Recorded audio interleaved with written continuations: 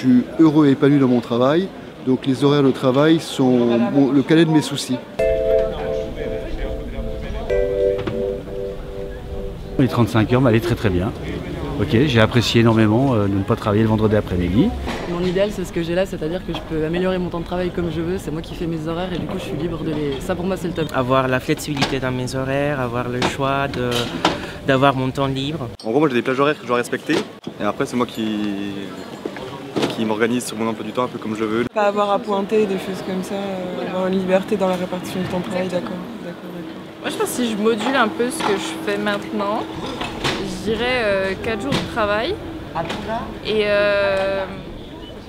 finir un peu tôt l'après-midi.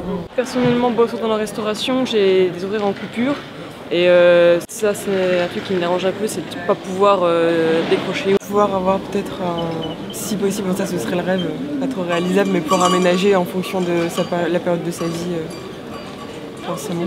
Si on a un enfant par exemple, qui sait? Le modèle suédois, c'est-à-dire qu'en fait l'entreprise n'impose aucun temps de travail et en fait le salarié a une tâche à accomplir et c'est lui qui gère son temps comme il le souhaite. Faire ce que l'on peut quand on veut et tout en donnant de satisfaction à son employeur. J'ai créé ma propre activité pour être libre, pouvoir gérer mon temps comme je le voulais et puis voilà, la liberté quoi. Je pense que de toute façon le matin on est beaucoup plus performant, je voudrais travailler que le matin.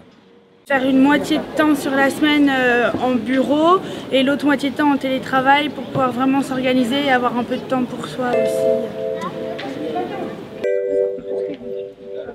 Le télétravail, je pense que c'est l'avenir du travail même. Je travaille à domicile 3 jours sur 5 et je me rends compte que je suis beaucoup plus productif et tout le monde y gagne finalement. Au télétravail, moi je n'aime pas tellement être face à une machine, il n'y a pas de contact. Il n'y a pas de contact humain.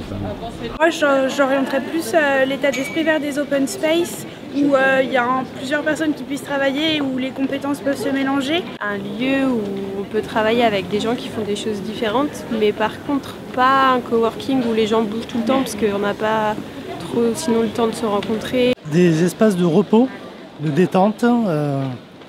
Voilà, des espaces qui permettent à chacun de se recueillir, de se ressourcer. Je dirais la vraie question, c'est quand l'employeur il regarde notre espace de travail, est-ce que lui il a envie de travailler dedans?